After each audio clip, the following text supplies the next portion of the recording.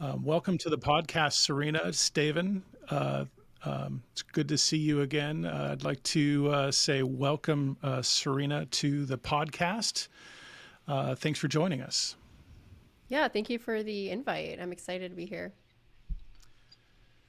So, I'm Staven, actually very honored to have you with us. I mean, you're a famous person. Oh. Serena, you have a brand that you've put together called She Networks. Tell Yeah. me about what you've built up and the genesis for how that all happened, because it's really, really fascinating to me where you're at right now. Yeah. Uh, so I have my TikTok account, which I had made. I had TikTok. I've been a TikTok user for a while, right? Probably around when the pandemic started. Like the rest of the millennials, I downloaded TikTok and was like, "What the heck is this?" This dancing app that everybody's talking about. And I, as the algorithm kind of figures out who you are and what content to show you, I started getting technical content on my For You page. And then I also had people sending me different technical content creators, things like that. And there's one TikToker that I had followed. I really like his content. His name's Systems Analyst on TikTok. And, I had made a comment on one video and I forget what the context of the actual video was, but I was like, oh, is there any network engineers here? No, okay. Because I feel like so many times I feel like I'm the only network engineer among like a lot of software developers or, other, right? And so he was like, oh, I am. And I was like, oh, that's awesome. Because I had been following him. And then I messaged him. I was like, hey, like I was thinking about maybe putting together some content. It's not something that I had done before, but I had a couple good ideas that I just thought were funny that kind of took advantage of pre-existing TikTok trends that I just put a technical spin on. And those ended up doing really well in the beginning. So that was encouraging to have a pretty good start so that I would continue. So what's a good start? Like some of your early videos, what kind of viewership did you see? Please talk slowly. I'm making notes. Okay, yeah. So I think one of the very first technical videos that I posted on this account was me roasting Linux users. So basically, I just stereotyped different types of Linux users, like the people who would use Kali or Tails, or I'm trying to think what other ones. Like there's Pop OS, Ubuntu, Fedora, and I just kind of was like, oh, if you're using Fedora, you're probably just a student trying to figure out why your professor's outdated labs don't work. Because in college, like I was learning on Fedora, and my professor's labs he's been using for 10 years, but Linux is updated so much, it's like nothing's working. Like this isn't making any sense. So a lot of it was personal experience. Like I work with Linux very frequently. Obviously, I know a lot of people in tech. That did really well. It probably got around like 30 to 40,000 views right off the bat. And that was a good start, in my opinion, for posting content. In Absolutely. my opinion, that seems like a good start too. Yeah. Very That's impressive. great. So when did you realize you had something really interesting? I think another thing that happened was a lot of the other content creators kind of rallied around me. And it's not just me specifically, they're very open and welcoming to new technical content creators, right? There's a big community there, which before downloading TikTok and finding that, like I had no idea that people would be interested in me making jokes about people who use Linux or me explaining what DHCP does, right? But I saw these other content creators and they saw my account. And from early on, I had supporters that made technical content for a year or more before I even started discovering it. And they had hundreds of thousands to millions of users, right? So that was also encouraging. And I was like, okay, like I think I can continue to do this. And for me, it was more just a creative outlet, and I got to connect with other people, which during the pandemic you feel like isolated and lonely. So it was a great way just to make some new friends. Nice. Wow. I must say, Jason really sold TikTok to me, and he used your videos for that. That's He, awesome. he's been trying to sell it to me, I think, almost a year, and I know it from a long time ago. I have a daughter; she's 12 years old. She is hooked to TikTok, or previously Musically, and I know it as the stupid dance movies, right? And I was like, why are you so much putting emphasis on it? He's like, no, there's so much more than the dance movies. And I went on, I'm like, no, it's all dance. And then Yeah. he's like, have you seen this? And he showed 2 or 3 videos of yours, and I was like, wow, that's really well done and really impressive. So you really set the bar, and I think as Jason he said it in the introduction as well. Diversity is something which is really important and really needed in this world and in this industry, and not just for you being a female, but also for you, the fact that you do it differently, that you follow a different route and a different way of bringing a message. And I want to thank you for what you created. Absolutely. Thank you. No, I mean, that's really great to hear. It's hard. Like, I will say it is very hard. Like, yesterday was a tough day for me. Because I look the way that I do, I'm young, I'm a girl, I don't have those stereotypical markers of somebody who works in tech, right? People see me and they just automatically assume that I have no idea what I'm talking about. Or they'll assume that, I made it, and I like to make jokes. Like, I like to make fun of myself all the time. Like, I made one video about trying to learn Python for the 100th time. Right, where I was like, oh, I gotta like do this Python course, and you're always like back to the beginning of the whatever course you're watching because you forgot since last time you tried because you got busy. And then someone comments and was like, oh, well, maybe you should change your major. And I was like, I have 2 undergraduate degrees. Like, I already graduated, you know? So it's definitely hard, but I think the value, it's worth it. Just having that representation so that one day it won't be a surprise when you see someone who looks like me racking and stacking in your data center, right? So, Absolutely. yeah. Absolutely. Absolutely. I don't want to date myself too much, but I have the same experience with Perl. When I was a network administrator before my career here at Cisco, I did everything in Perl. It did my config backups every single day. It did system checks. And every time I had to go in and make a change, I'm like, how do regular expressions work again? Yeah, definitely. So where So do you get your inspiration from? How do you um, create a new story? Is that you experience something and then you make a new video out of that, or do you have a whole script in your mind already? Do you know what you're going to be working on this week and next week? How do you work? Well, the big thing is relatability, right?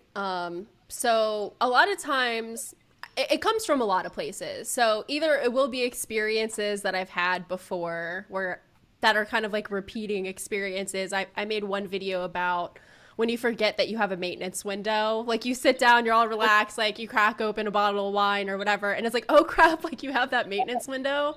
And just I posted about that, right? It's very simple, but it's not surprisingly, something a lot of people have experienced to have maintenance windows. So that's just something that I've experienced that I know other people go through. So just putting it in a funny TikTok where people can just laugh at it for 15 seconds and move on. Sometimes I'll be learning about something. I started messing around with pen testing and bug bounties. So I posted, hey, like, this is what I'm doing to learn about this. And I'm not an expert, but, these are some good resources that I found. And other people just were like, hey, that's cool. Like, that one video I did had over 450,000 views.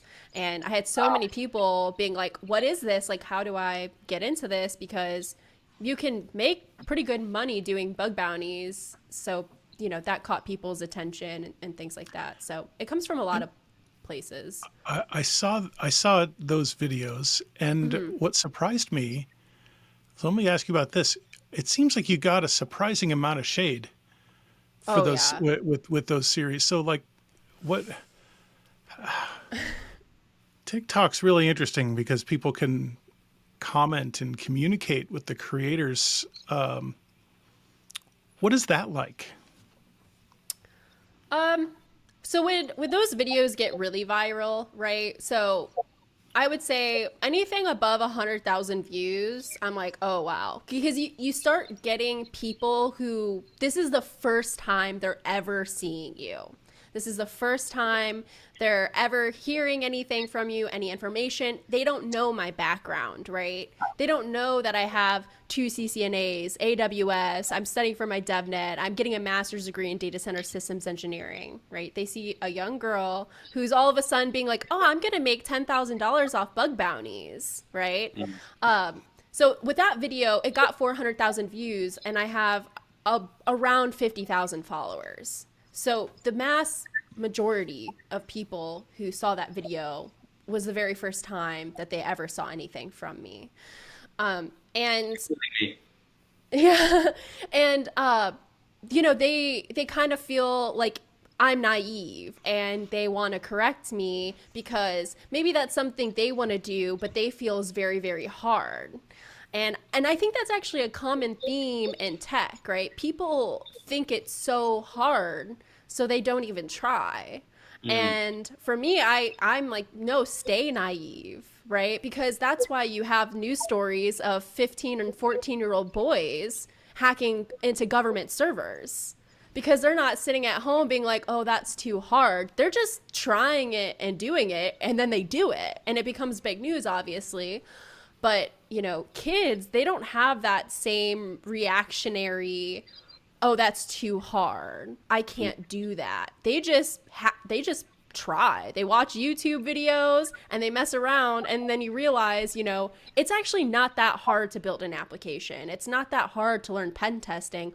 All you need to do is just dedicate Do it. time to it, and you'll eventually figure it out, right? Especially with pen testing. I mean, there's the OWASP website. It'll tell you the top 10 most common vulnerabilities on websites. You can be like, I'm going to get really good at cross-site scripting. And I'm going to go and check 500 websites for cross-site scripting. There's a good chance you'll eventually find one that has that vulnerability. It's in the top 10 of most common vulnerabilities on the web, right? But a lot of people don't think like that anymore as they get older. So Mm.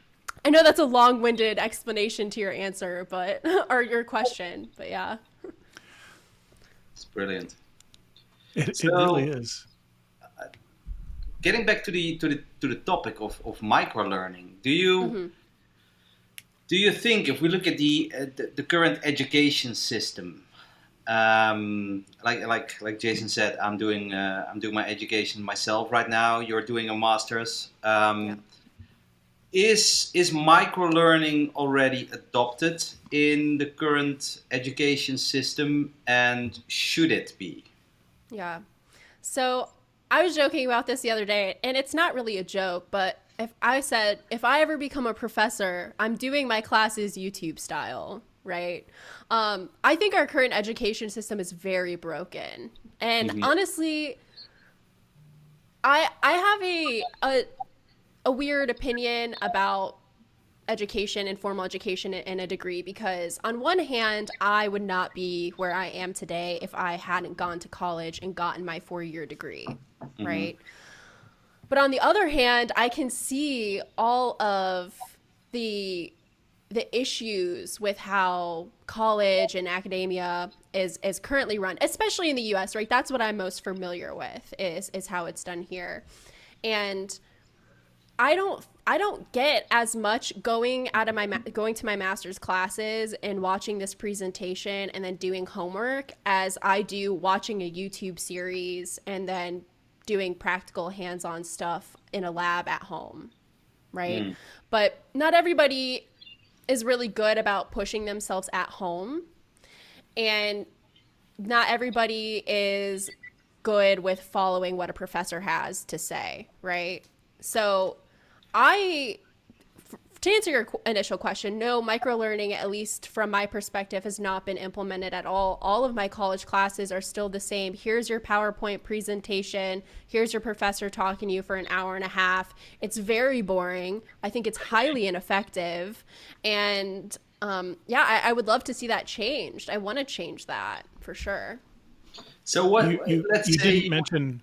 I was going to say Sorry, you go ahead. didn't mention also the read 300 pages by the next class. Yeah. Yeah. Yeah. Sorry, Yes. Stephen. Go ahead. So let's say, Serena, and please don't, because we want you in tech. But let's say you're going to be the next Minister of Education in the U.S. You're going to be very influential, and all the education systems are going to listen to you. What is going to be your recommendation? How should they change the education system to the current way of learning and the current generation? I think college classes should be 20% instruction and 80% hands-on labs or projects. Okay, I think that is that for tech. That is for tech. Is that no, also it's for everything? Everything. I mean, you want to do marketing, go do go market yourself. Go build a following on Twitter, go build a following, market yourself as a person. If you want to be a doctor, I mean, obviously they do that. Like doctors and nurses, they do that now, right? And science, a lot of them have labs. And we do have projects and things, but I'm talking like in the classroom, we should be doing 20% maybe. And I'm not an expert here, right? This is just kind of me from my personal experience, very anecdotal. 20% actual instruction, and then the rest hands-on experience, labs, projects, real world stuff. And colleges, should be really connecting with businesses, especially small businesses, already adding value very early on in their college career, their educational career, and getting that experience, because so many people struggle getting jobs out of college and sometimes even internships because they don't already have experience. It's crazy. Yeah. So what is a YouTube class? What is a college class based on YouTube mean? Actually, Yeah. that's like So I'm gonna go sign up for your class. What's my experience gonna be? So I'm making from notes a again. Okay. from Oh, me a too. from a technical perspective, right? Look, I mean, YouTube is so popular, right? And I watch a lot of technical creators on YouTube and a lot of non-technical creators. The big thing that they do is they know how to grab your attention, because when you're creating a YouTube or you're creating even TikTok videos, you have to learn very early on what's going to grab people's attention and then what's going to keep them there, right? Because there's YouTube videos that are an hour plus long that people will watch willingly, right? And they don't get anything out of it. They don't get a certificate at the end saying, look at the YouTube videos that I've watched. But college professors, they don't have to do that. They just go in and you're forced to listen to them. And if you're not paying attention, that's on you. And it's different. For me, I have ADHD. So it's very hard for me to pay attention, especially if it's something I'm not interested in. If it's something I'm not interested in, it's like pulling teeth for me to actually pay attention, write notes, and be engaged. So you need engaging content. You need to know how to keep attention. And, and a lot of that's graphics. A lot of that's transitions. A lot of that is just being creative, right? Instead of you don't go on YouTube to watch PowerPoint presentations. No, no, you don't. No, that's true. Well, That's true. So what you do in your TikTok account? So TikTok it limits you to 1 minute. Yeah. Now I've been doing a whole lot of what I would call micro learning, or what we call internally here micro learning, and taking all of my sales enablement, which is a primary part of my job responsibility.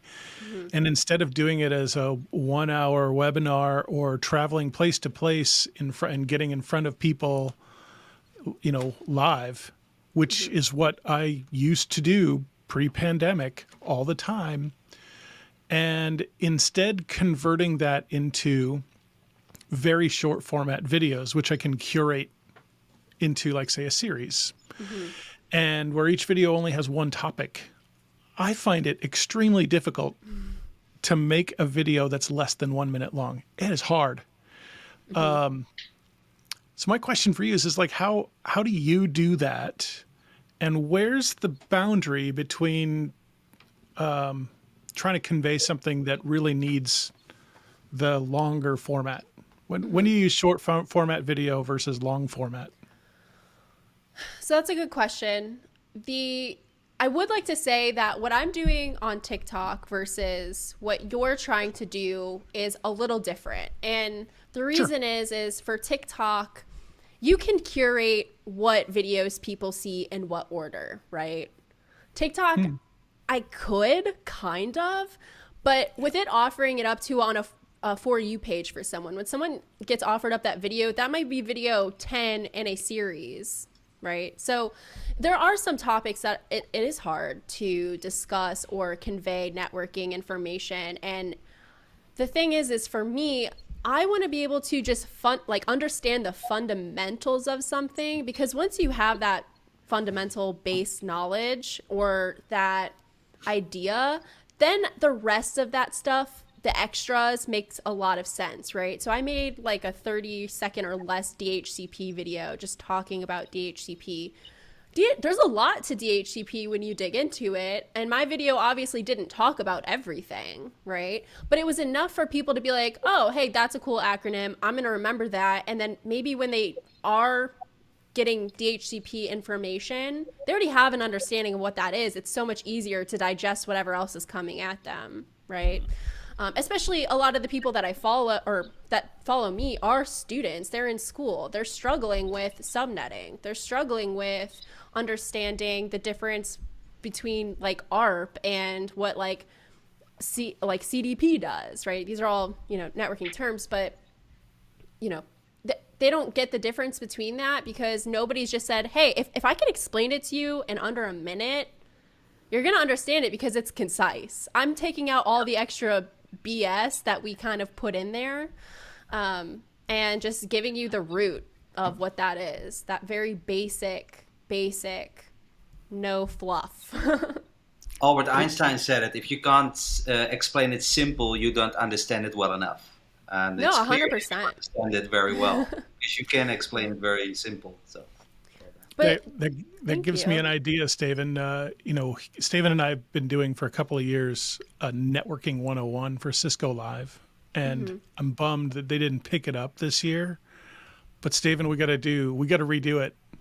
I was thinking in she was 1 minute talking about segments. TV. I was like, yeah, I'm in. We're gonna do this. Oh, this is so cool. This is so cool. Yeah, we had a fun take. We really had a fun, interesting take on networking 101, and we gotta redo that. We gotta redo that. And the funny thing is, Serena, so you probably are aware of Cisco Live, and we submitted it again into Cisco Live. I think it was 3 years ago, something like that, Jason. Yeah. And the Cisco Live organization said, it's a networking 101. Why should we publish this at Cisco Live? And I said, because there are so many people who don't have a networking background. And we in the networking industry assume that everyone knows what is a VLAN, what's spanning tree, what's 801x. And a lot of people don't know that. And that's when Jason and I were sitting together. We're like, okay, let's make something that's easy to digest, that's simple to understand, and makes us a little bit of fun as well while we're presenting it. And it got great ratings on Cisco Live, actually. Really good. And that's great, because a lot of times that's how I feel, where someone's like, well, why would we do this? And it's like, because you're not, and you haven't been doing that. And now that's become a knowledge gap, right? Because you've assumed that everybody is just fluent on this topic. Like for me, as a network engineer, experienced network engineer, I'm very familiar with layer 2. When I start getting into layer 3 and the OSI model, I'm like, ooh, I get, a little bit more stressed out because that's not where all my experience is. So you might have someone on the opposite side where it's like, I'm really great at layer 3, But I suck at layer 2 because they just aren't spending time in that area, and you do need refreshers, right? So yeah, But you did learn switch when you can, route when you must. yes. Now with ACI though, and intent-based networking, it's like, oh, we're gonna route, but we're not gonna really tell you about it. So yeah. Jason, I did want to make one comment though about what your initial point was with the question, and kind of how I said what I do is a little bit different for like curated content, because you could still have really solid micro learning videos that are under 3 minutes, and you just have to discuss like one small piece of the whole puzzle, right? And I'm sure that's what you're doing now, but I'm going through a React Native course, you know, because I don't have enough on my plate. So I was like, let's learn how to develop an app. But yeah, the videos are typically under like 4 or 5 minutes, and it's great because you're just solely focusing on one topic. And for me, I'm like, I love this because I don't feel overwhelmed with this big beast, right? I'm just like, hey, it's my job to just focus on this one thing. And when I forget that one thing, I can go back and to refer that one video and not have to sift through 20, 40 minutes of information to find that one thing, right? So, yeah. Or here's another example of the same sort of thing is you go to training. Okay, go through a 2-hour training class, or worse yet, the 2-day training class. And on the second day after lunch, they teach you one thing that you won't even have to do for weeks or months. And by the time you have to go do it, you're like, I remember someone saying something about that. And then you got to go to the PowerPoint or go to the recording, or better yet, you just ask your friend who did it and, you know, take advantage of the fact that they had to go figure it out. They just had to figure it out before you did. Right. Well, and then you can also skip all the stuff you already know. If I'm looking at your series and I'm like, hey, I'm going to skip module 1, 2, and 3 because I'm very familiar with these topics already, I don't have to sit through 30 minutes of your presentation and then figure out what area I don't know. So, yes. Absolutely. So what is your thought, Serena, on I really like the TED Talks. So TEDx, and there the recommendation is that a perfect speech is between 8 and 18 minutes. Okay, and of course that is not the same thing as a learning. But if we go back to changing the education system. What is your take on a, let's say, 15-minute presentation? Is that enough, or is that already too long? Should be enough. So, especially in tech, let's talk about it from a technical career. Like, let's say computer science or computer information systems, things like that. You're in the right audience there. Yeah. Yeah. The idea is you are going to give them the base knowledge and information, right? You don't give them everything, because in tech, working in a real job, I don't get everything. I have to go look up things every single day. I have to know where I can find this information. I need to be efficient at knowing where to access this knowledge, that deeper concept, right? So if you say, hey, I'm going to give you this base presentation, you're going to get an overview on these topics, then I'm going to hand you this project. And the internet is at your disposal. Go ahead, like whatever you need to do on the internet or whatever information you need to gather to complete this project, go for it. But as long as they're walking away with the understanding of, let's say, BGP, you know what I mean? As long as they're walking away with it, this is what BGP is. Here's generally how you would configure it. Now go build this. They know what it does. They know what it is. When they find something online, they can read it and be like, okay, I understand why this part of BGP works with this overall concept that I've already learned, right? It should be a general idea, and then making someone go look for the rest of the resources, because that's, in the real world, that's what you have to do. In your real job, you have to be proficient in finding it and knowing how to interpret the information and apply it. Yeah. Does that make sense? Absolutely. Absolutely. Now, have you noticed like a certain kind of generation of people that consume your content more than others? Is it across the board? Do you see, Gen Xers like me a lot, or am I an exception looking at your stuff, or is it, you know, typically a younger crowd? What do you see It's, consuming that content? I would say, I, it's across the spectrum. I mean, every age. I have every age, every gender, every person possible, even different countries, right? And they consume my content. And I think that is like a misconception with TikTok, is that it is for Gen Z. And sure, I'm sure the majority of the application users are Gen Z.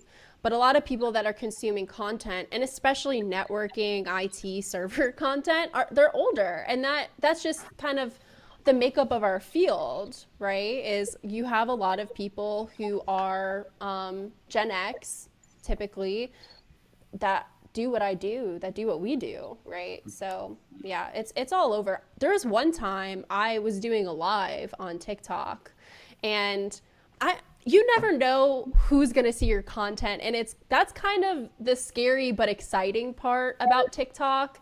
Is I did a live once, and there's this one person in my live that was asking me a bunch of comments, and a lot of people's profiles are kind of more anonymous, like they don't post content but they're enjoying it, right?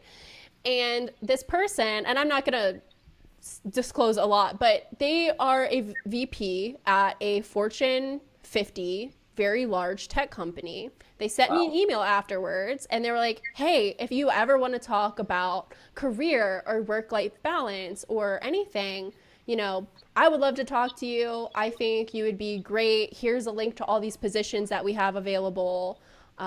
And that's happened probably with, I've had 3 different VPs at big name, you've 100% heard of these companies, reach out to me and ask if I would be interested in potentially, working for them in jobs that they had available. So you don't know who's going to Wow. see it, right? Yeah. That's very impressive. Yeah. Yeah. Cool.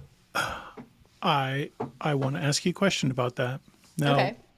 not you don't need to disclose anything, but what's in Serena's 5-year plan? Like, do you want to do more? Like, granted, okay, you have a job right now, and I'm maybe I'll make an assumption that you enjoy doing it. But let's just say that you've got a solid place right now. Staven doesn't know this, but it's probable I'll be doing a different job in 5 years. Just in 5 years, just so you know. I work for Staven, by the way. So I don't know what my 5-year goal is. So maybe this is an unfair question, but do you see yourself kind of exploiting that success a little bit and doing more of that over the next 5 years? I think, you know, that's a really tough question. It's so hard because for me, I put together these plans, right? And then I kind of achieve that thing that I wanted, and then I'm already on to, well, I've learned so much about myself in that process. And now I kind of want to change that a little bit and adapt and move on. And the situation that I came from a single parent household, and I was the first person in my family to go to college, and my big goal in life was I wanted to graduate college and get a reliable job that paid the bills, because I didn't really know what that was or what that felt like. Money was always a big issue with my family, and growing up with a single mom who had me at 19. And then I achieved that, and that goal had seemed so far out of reach for me that I didn't plan on, okay, after you achieve that goal, I achieved that goal at 22, right? And I didn't have a plan of what I was going to do after that. Okay, you know Um, what? yeah, I was like, all right. And then I thought, like, oh, I still have a long life ahead of me. And I hadn't thought this far because I wasn't fully sure if I was going to make it that far, in my career aspirations. College was tough. It was really hard. As a student with ADHD, first generation college student who had to work full time during her undergraduate degree, that was hard. That was very hard. But yeah, I made it. So my 5-year plan, to answer your question, is to figure out what makes me the happiest. And I'm not going to hinge that on how many followers I have or how much money I make, because I can tell you, over the last year, I've probably had $40,000 raise, right? I've almost doubled my income since I've graduated college. And I'm not necessarily any happier with the money that I have now, right? So yeah, just figuring out what really makes me happy. I would love to, and I've been kind of messing around with this idea. I would love to have my own tech startup. And one is, representation. Having more women who are tech startup founders, I think is important, because then you can have more women who are mentors. You can have more women who are venture capitalists, which are, I think they said, 3 times more likely to invest in minority or women-owned tech startup businesses. And I see so many people who I'm like, wow, these guys are so bold and confident. They're like, hey, I have this idea. I think I can get someone to give me $3 million so I could work on this idea more, right? Like, that's the premise around venture capital. I'm like, why can't I do that? Like, why can't I have my idea? Do it. And Sure. You can, absolutely. And I just never thought of that before as an option, right? These kids come out of Stanford and they already have companies because everyone around them was like, oh yeah, you could do it. Like, I see it. Nobody told me that until recently, right? Nobody ever was like, yeah, you can start your own company. And like that, I was like, are you nuts? And now it seems like a much more realistic thing to do and seems much more achievable than... It's hard work, right? I'm not going to be like, yeah, this is going to be a cakewalk or anything. But I would love to have my own company, especially something that contributes positively to the world, because that's what I think makes me happiest, is enabling others and helping others. So, yeah.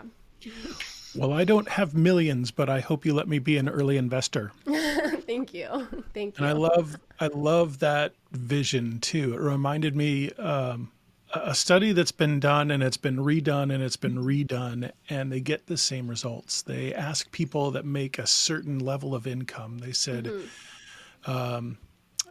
what kinds of things do you need to be happy? And for those people who say, well, I need more money, well, then they ask how much more. So then they give a number, and it doesn't matter what that number is. And then they go to people making that much more money and they say, well, what do you need? Well, if I just had like this much more, I'd be happy. And then you get up to the people who make millions of dollars and people who would meet a very loose definition of being extremely wealthy. And they would say, I just don't have more. And the point was around perspective and finding value, finding worth. And I'm really, really glad to hear about your vision and really just... Your worth is in what you do and what you can contribute versus how much money you make. Yeah. It's Well, really, and you're it's right. really refreshing.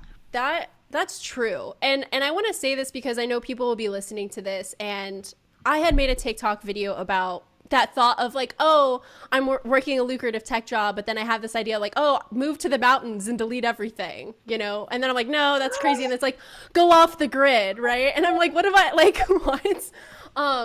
And I had a lot of comments that said, oh, that's easy to say because you're making all this money. And I want to say I'm not mad by those comments, because when I did not have enough money to comfortably cover all my bills, I felt the exact same way. And I think after your needs are met, let's say you have a 2-bedroom apartment, you don't have to check your bank account before you pay the electric bill, right? You can go buy groceries and not really sweat it, go out to eat with your friends every once in a while. I achieved that after really having not much as a kid, right? I didn't have a computer in my house till I was in high school, and I worked at Best Buy, and I could buy a computer for myself and internet. I didn't have the newest gaming system. I played a GameCube for like 10 years. Like that was my gaming system. And that realization, after I started making enough money to cover all those bills, I really felt depressed after that because, and I went to therapy because I was like, why do I feel like this? Like I felt so ungrateful for what I had. And you know, when you didn't have money, it's a really great distraction.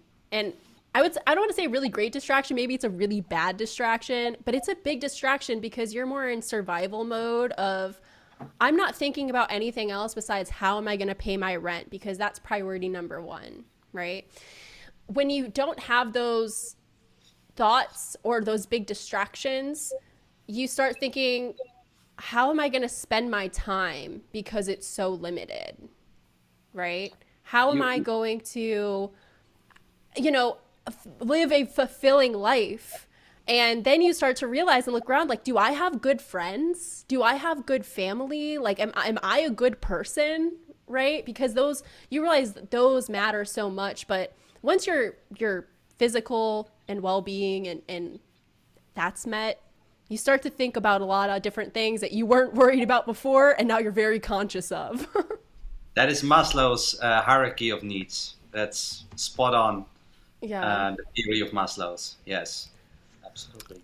It's tough. 100%. It's a tough conversation to inspiring. have with people that haven't felt that being comfortable in their life and their finances. Because if you would have told me that too, you know, the whole money doesn't buy happiness. It's like, yeah, after you can pay your rent, right? After you can buy food. Money is not going to buy you any additional happiness. A Birkin bag or Gucci shoes is not going to make you any happier, right? Having good friends who call you and check up on you when you're sick or going through a hard time, that's going to make you better. That's going to make you happier and more fulfilling. So, yeah. Community, 100%. Community, I totally for sure. agree. I totally agree. You mentioned earlier, I love where this conversation's going, by the way. You mentioned earlier that you you're talking about the community of creators on TikTok in the technical world, and about how you guys get together. And I believe you did use the word community. Is that really more than just commenting on each other's videos? Is it really like, Yeah. have you established friendships with those creators? For sure. There's some people that I'm very close with, and some people I talk to every day, almost, right? And it's partly networking, right? I don't consider myself to be, I mean, maybe now, sure, you could call me probably like an influencer, but that's so new to me, right? And so when I have brands reaching out to me or marketing companies reaching out to me, I'm like, I don't know what to ask for. I don't know what the appropriate amount of money is, or, you know, what I should do or anything like that. So just talking to other creators who kind of already been through this or been doing it longer, just so that someone's getting $100 per video, someone's getting $300 or $400 per video, right? Because they don't come out and say, a lot of times they don't just come out and say it, right? Like, oh, we're like, they don't have a set amount. They want to know how much they can get you for the cheapest as possible, which I get. But also, like, yeah, just friends, because we all have, you know, similar shared experiences. Most of us are around the same age range. It does vary a little bit, for sure. I would say that the people that I am closest with are around my age range. We all get those mean comments that sometimes we're just like hurt by. And I'll speak for myself, because other people, you know, they might have thicker skin than I do, sure. But yeah, sometimes we just vent Get about mean that. comments? Like what? Why? People are just mean when they can say stuff anonymously to you or think that they're anonymous. People are upset, right? with their life. And sometimes it's about me being a woman. Sometimes they'll say, I don't like your voice. Or sometimes, like, I had one comment, it was like, you don't deserve the oxygen that you breathe. Like, Really? you're a waste of life. Oh, yeah. Like, I get mean comments. Very mean. Like, someone last night even, there's a thing going on, which is for a whole different separate podcast episode. But it's the kind of that right wing pipeline. I don't know if you've heard of that. But it's basically where people start kind of looking at maybe some conservative content like Ben Shapiro. And this isn't meant to be a political thing for me, but then YouTube will start offering people a little bit more extreme content. And then they get that, and then a little bit more extreme content, and they consume that. And they're usually younger men, right, that are kind of more susceptible. And maybe they're having a hard time dating, right? It's like a young guy, he's 20, he's having a hard time dating.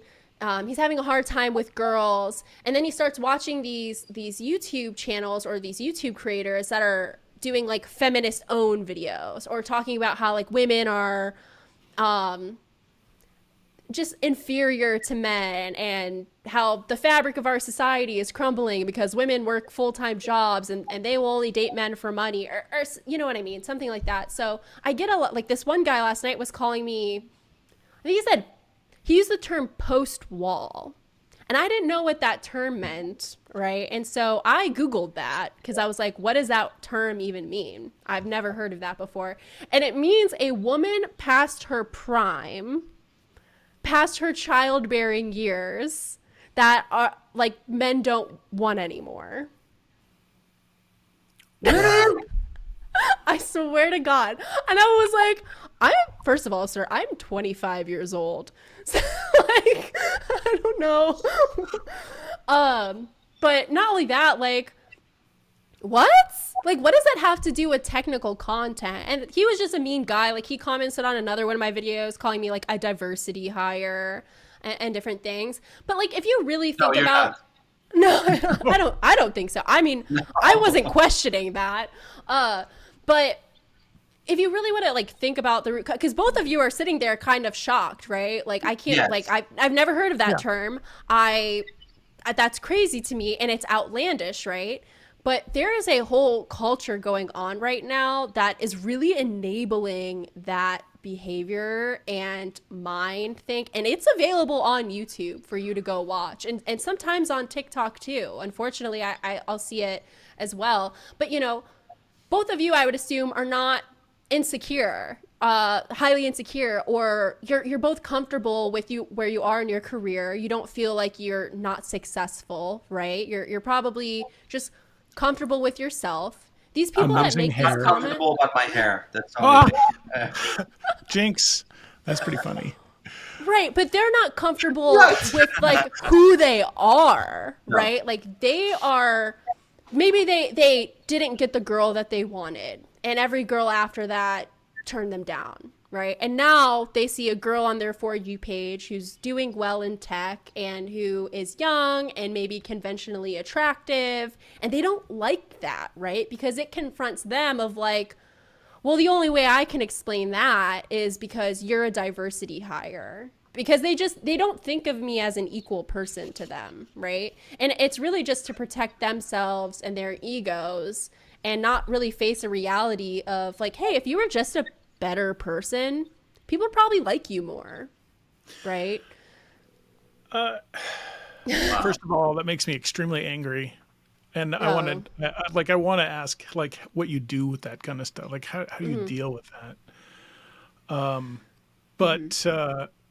Instead, I want to ask you something different. I think algorithms play an enormous role in perpetuating that. Oh, yes. And what I've learned even recently, you're getting it out. What I've learned recently, is that the book? I have that book. Yeah, great book. Yeah, I have it. I haven't read it, but it's on my shelf in my queue.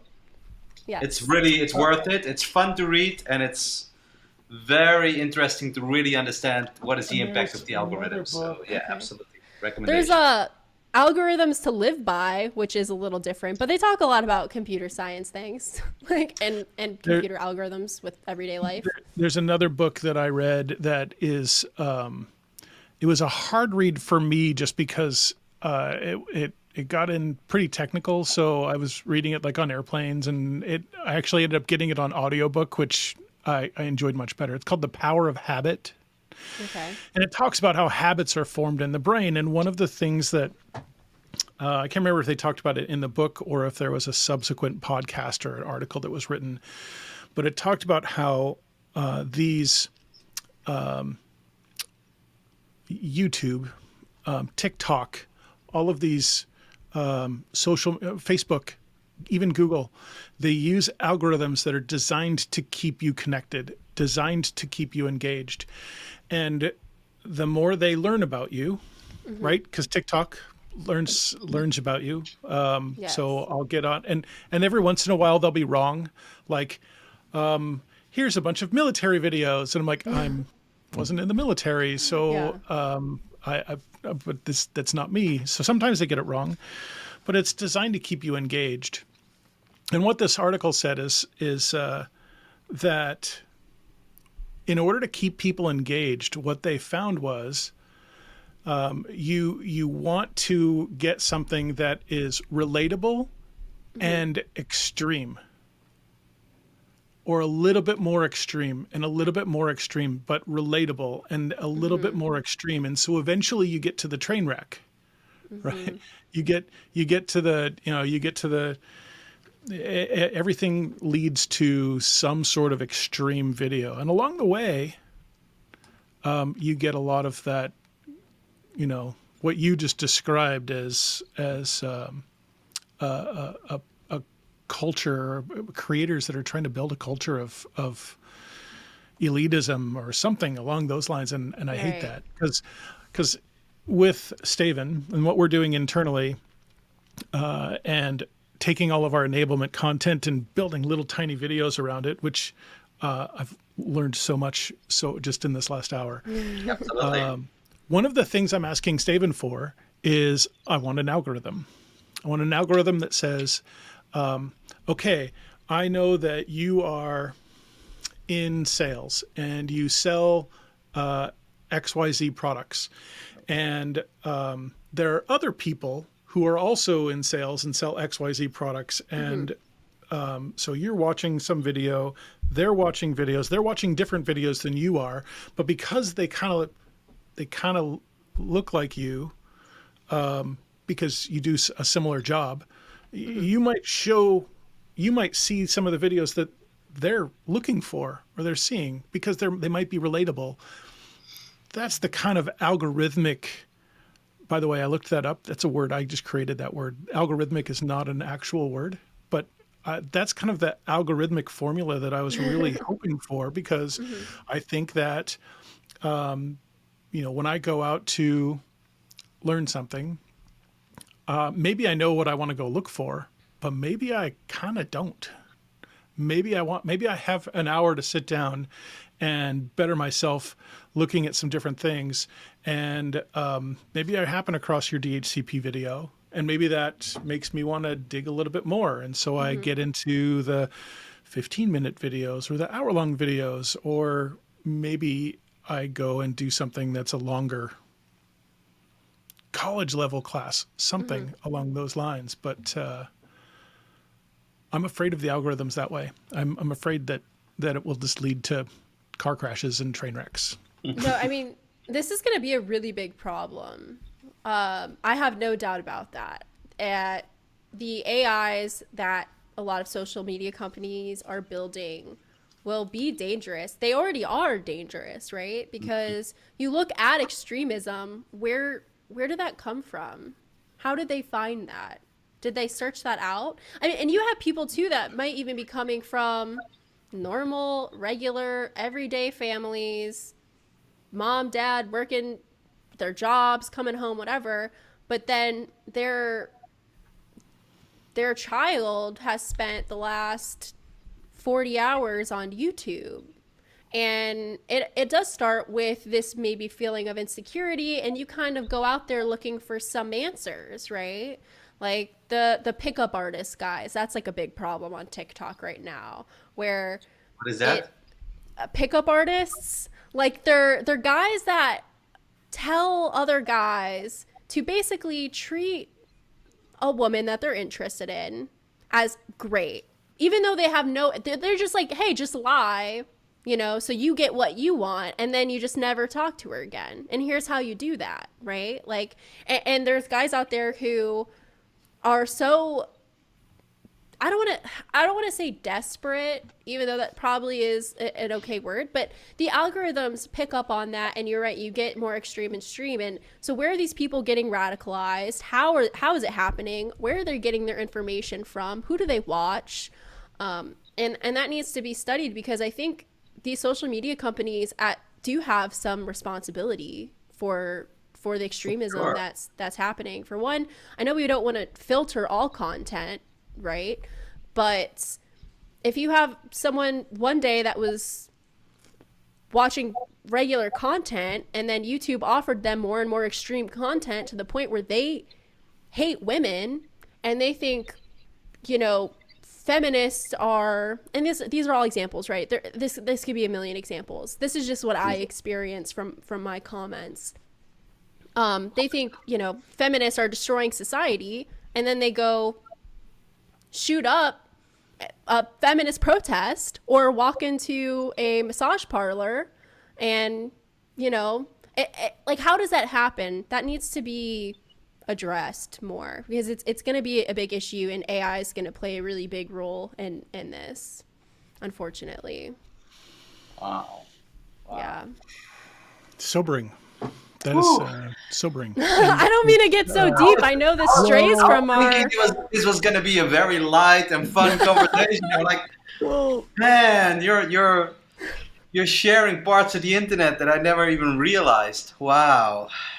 And I didn't know either. Like I said, wait. like, sorry, Serena. Let's just escape. Steven, but wait.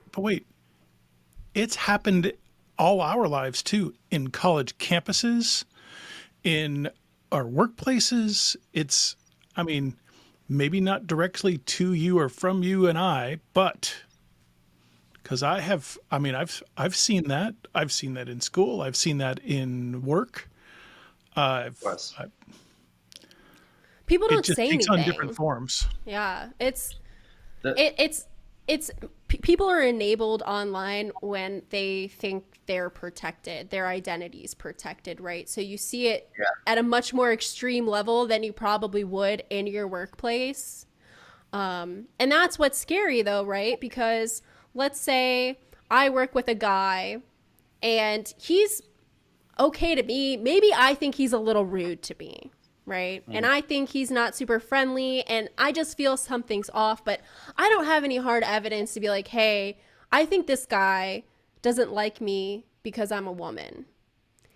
I can't just say that. I don't have evidence of that. But that guy can go home online, open up a TikTok account, totally be anonymous, and then just say mean things to women who work in tech, calling them diversity hires, or saying women shouldn't work in tech. But I have to actually go to work and work by that guy, right? I mean, that's like a real thing that happens, and people mask it at work because they're worried about losing their jobs and As they things should like be. that. Oh yeah, for sure. As And they that's, should be. I find some of them. There was one video that I had. It was probably my first video to break like 100,000 views. And it was literally calling out a guy who wrote a sexist comment on my video, and he thought he was anonymous, but I found him because Wow. I don't know. Like, sometimes I want to put a face to the name, like a face to Yes. that comment, right? Because I want to know, are you a 14-year-old kid angry in your mom's house? Or in this case, this was a grown man who was in his 40s, right? Wow. Who's in his 40s, grown man, works as a software developer at an insurance company. You don't think he works with women?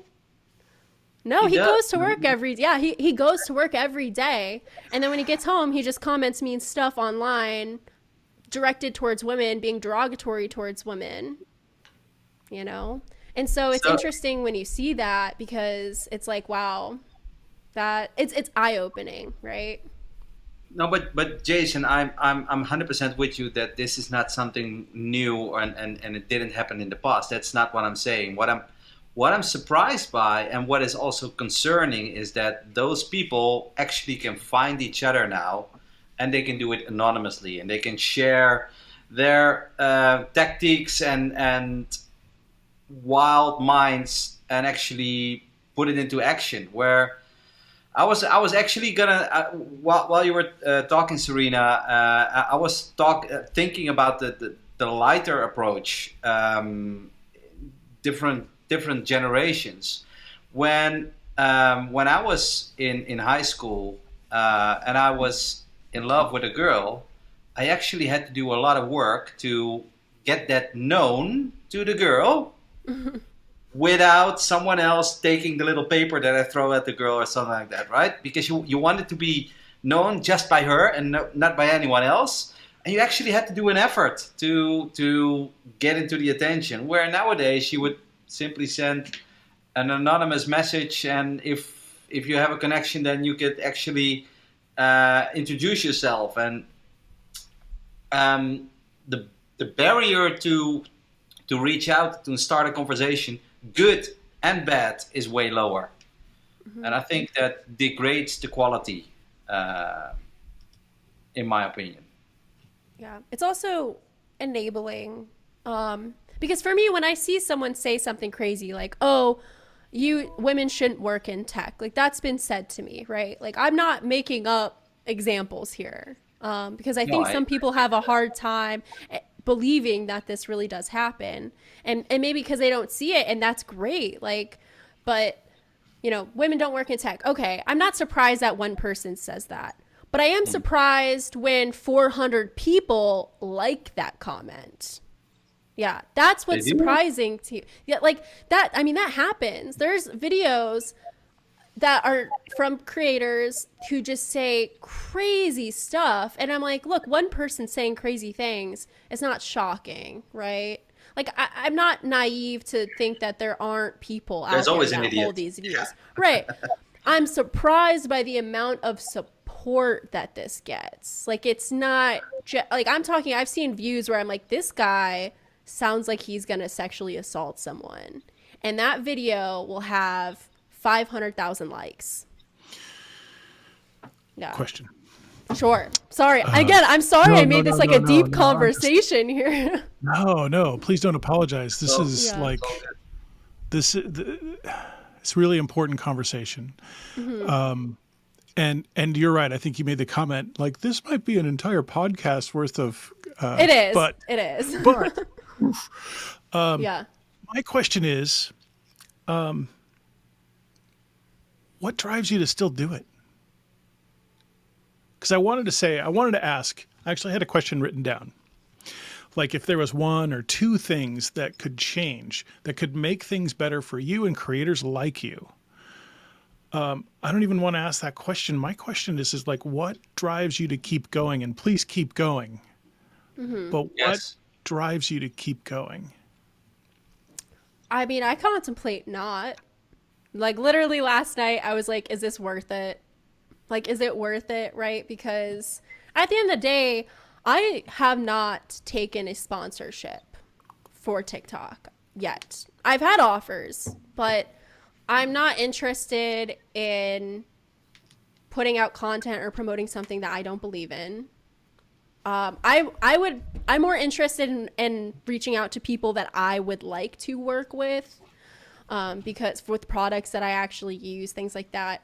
I have not taken any money from this, and the creator fund I am in, it doesn't even pay for a coffee in the morning, right? So I spend a lot of time coming up with content, editing, putting it together, things like that. So I've definitely thought, just it's not worth it. It's not worth me continuing to make content just so that people can comment on my videos or about my looks, about my gender. Like if I never had to talk about being a woman again, I would be so happy. Like, I never want to talk about it again. But the unfortunate reality is that I have to, because my experience is very different than other people's experience in tech. And luckily, like I said, in the actual workplace and at my company and my career, I don't really have issues, right? And sometimes you suspect and sometimes you wonder. And other women definitely do. Don't get me wrong. Like, I work for a great company. And not all of them are built equally. But online is the big problem. There's this one girl who I follow. Gosh, I should look up her account. But she's a developer. She worked at Mozilla and then she went over to Uber. And before she left Mozilla, there was a whole 4chan thread going through her contributions on GitHub just so they could try and discredit her as a software developer. Really? Like, I'm talking groups of men going through this woman's code on GitHub just so that they could find something in there to discredit her work after working at Mozilla for like 4 or 5 years as a developer. I bet she uses spaces instead of tabs. Yeah, I don't know. But that was from an episode of Silicon Valley. Yeah. I love that show. That's just great. But why I still I have pulled back a lot. I was posting every day, sometimes multiple times a day, and I've posted back on that mainly for right now. I'm busy with school and work, but also it's part of it's just to protect kind of my mental health a little bit, and spend less time on the internet and spend more time in personal development.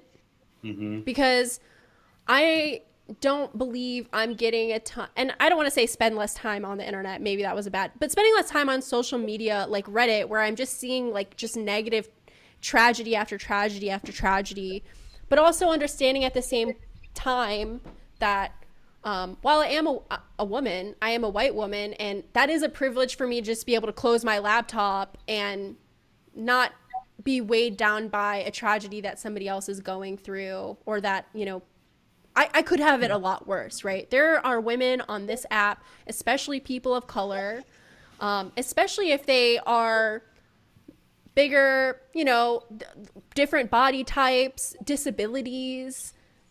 They get it so much worse than I do. They really do. And I want to ask them what keeps them going, because I might get 1/8 of the hate and the vitriol that they get, and they still, create content. They still try and be positive. Even after all of the comments and the hate, it's hard. It's hard. I wish I could say it doesn't bother me as much as it does, but it definitely can get to you. I think there's value in representation, though. I am a strong woman. I was raised to be that way. So, I think that, again, when it's not a surprise to see someone like me working in this field, it'll get a lot better. On behalf of a 12-year-old daughter, on the father of a 12-year-old daughter, I'm saying, please continue what you're doing. You're doing a great job. You're doing a great job. Thank you. And I'm going to say ditto, because I also have a 12-year-old daughter, and I have an 18-year-old son, and please continue. I'm trying to think, what at least in my job, I have an objective. I want to do a certain thing. I want to get people to do a certain thing, or I want to influence behavior. What if you could see that? Like, the brand that you've created is so powerful, and it's so great because it attracts a lot of people who might not be interested in science and engineering and mathematics to say, hey, actually, not only is it not big and scary, I could have a lot of fun and I could solve some really interesting problems. What if you could see some of the results of that? Would that be, I don't know how we would do that just yet. I have some ideas, but I don't know how specifically we would do that. But what if you could see the impact of, like, the positive impact? Right. Well, so I want to make 2 points on this, and this isn't so I get a lot of comments about women aren't interested in tech, right? And I think that's BS. I think women are interested in tech. I think last time I checked, 45% of my followers are women. Um, like for me, kind of how I was saying earlier, like I want to have a business. I want to maybe do my own tech startup. If you would have asked me 5 years ago, I would have been not interested, right? But that's literally because I didn't know that was a possibility. Like it's not that I wasn't interested or I wouldn't like it. I would have just thought you were out of your mind for being like asking me that. But so I try and be a little careful about just like my wording on that level because you're not going to be interested in something that you don't know is a opportunity for you. And that I think is a big problem with why there is a pipeline issue is that women aren't introduced to science technology early enough, and it's not pushed on them as a career. Unless, I mean, medical field's a little bit better, I would say. But as far for your original question, seeing the impact, that would be great. I'm not quite sure how we would do that, but it's the impact is big, and that's truly why I do it, because I do get a lot of good messages, right? I talk a lot about the hate comments because while yeah they hurt me, I think it's going to be a much bigger issue in the future. I think it's a bigger issue than people are talking about. It's not just someone made a hate comment towards me. I think there's a dark beast behind that, right? That behavior. But I get a lot of really good comments, and I do get people telling me, I love your content and I've learned this, and thank you so much for helping me, and thank you for introducing me into this topic. And that is another reason why I continue to do it, because of positive feedback. Like if I didn't have that, I would definitely not be doing this, because it would really just be me going out there to get bullied, right? So I do see that in those comments too, and the actual real world impact, the actual translation into I learned this topic and then I did something with it and it really improved my life, or it changed my direction or encouraged me to go get that certification that I've been putting off. Hmm. That would be great to see that. I love when people tell me about that. Like I have people who are truckers who follow my content and they're like, I'm trying to get out of this industry. Like I want to work in tech. Like I want to be at home to see my kids, right? I don't want to be on the road 8 days a week. 8 days a week. 8 days at a time. But yeah, for sure. It would be great to see that. I So hope in the one Netherlands, day they we are can figure out how to do that. considering now, because there's a lot of hate happening in comments as well here. So they're considering to remove an anonymity from comments. So you would not be able to put any comments anymore unless you are registered and it's known who you are. Mm-hmm. Do you think that that would solve at least part of the problem, or should No. the internet always stay the way it is right now? The internet should, I don't want to say the internet should stay the way that it is, but that's not going to solve the problem, right? Making comments not anonymous is not going to change people's opinion, right? That's the problem. The problem is the hate. Hmm. So instead of just putting a band-aid over it and being like, well, you're not allowed to make that comment because then everyone's going to know it's you, they're going to find a way. There's Tor, there's the deep web. Like you're just shining a light on roaches. That doesn't Hmm. solve your roach problem, right? I Like love that analogy. Yes, I, I Great mean analogy. that I can't think of anything better to a way to explain it too, right? Like it's that perfect. it that you need to address the algorithms that are radicalizing people, the content that's offered up to them, the the extremism, right? Because everybody is going to have political views that are going to be diverse. The way that I think we should fund schools might be different than the way that you should fund schools. But we're not talking about, I believe women shouldn't be able to have jobs, right? We're not talking about human rights here. which is very different, right? And that's why one thing I don't like in the US is that human rights are political, right? And I think we have one life. We have one life, and my heart hurts for people that do live in countries where they can't live their life to the fullest because of their government and their restrictions. The internet, they're going to find a way around it. You know, when I was in school, they had firewalls on the computers, and I got past those and got on MySpace, right? Of course. People in China get past the China firewall. People in North Korea access the internet too. We have to address the root cause and not just put a band-aid on it, right? So true. And that's not even bringing up the misinformation campaigns, the specific misinformation campaigns, especially state-sponsored specific misinformation campaigns, which could also be another whole separate episode. And the influence, again, that is enabled by social media and enabled by algorithms that perpetuate misinformation, especially by different countries or states that have their own agenda, right? That's a big issue. And, you know, it's funny because the US, I think that they would be so much more willing to solve that problem and then accidentally solve the other problem because to address one, you're also addressing the other, right? Which is interesting how some things work out like that. But we'll see. We'll see what happens. It's bad because a lot of government officials, they don't understand this stuff. It's complicated, right? They have to be knowledgeable in healthcare and schools and now technology, and we have to figure out a better way to manage that, right? Because one person cannot be an expert on all of those things. True. At some point, and I hope it's okay, when you're big and successful and you have your startup and your TikToks are about how other people can follow in your footsteps and about how that is an option.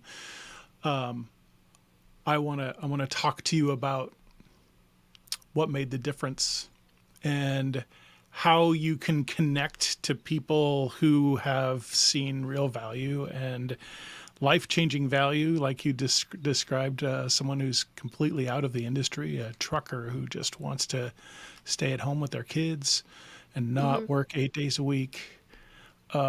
Which is funny because you made that and you're like, oh, eight days a week. Went totally over my head. I was like totally into the story. I'm like, yeah, that's a really long time. 8 days a week. Oh, I would hate that. Yeah. I'm like, oh, wait, there's only 7 days. But I really do hope that, you know, we can find a way to connect together in ways, because, we're transitioning from Web 2.0 to Web 3.0. And Web 1.0 was really just, getting people to connected. Web 2.0 was, I'm a business and I have content and I'm going to put it somewhere where people can come to me and consume it. And now with Web 3.0, we can do things like get up on a podcast with 3 people who are nowhere near each other in the world and having such a rich, vibrant conversation and walking away. I don't know about you, but I'm going to walk away going, wow, there's so much more to this that I didn't even consider. And it makes such a big difference. I hope that we can come back and have that conversation, Serena. I really do. Yes, I really definitely, do. Please don't ever stop. And if there's anything that we can do to be resources for you, I'm not quite sure what we would do, but hey, you've got 2 fans. Absolutely. Thank you. Big time. Absolutely. Yes, thank you very much for being with us. I hope you enjoyed it as much as we did. And as Jason said, I hope there will be a follow-up. Yeah. Thank you guys. I mean, this was great. I don't want to say I love talking about these issues, but I love having the opportunity to bring these issues to light. You know, so that hopefully there is a good resolution eventually to these problems. And yeah, thank you guys. It's been good. Thank you very Thank you much. so much for your time. Yeah.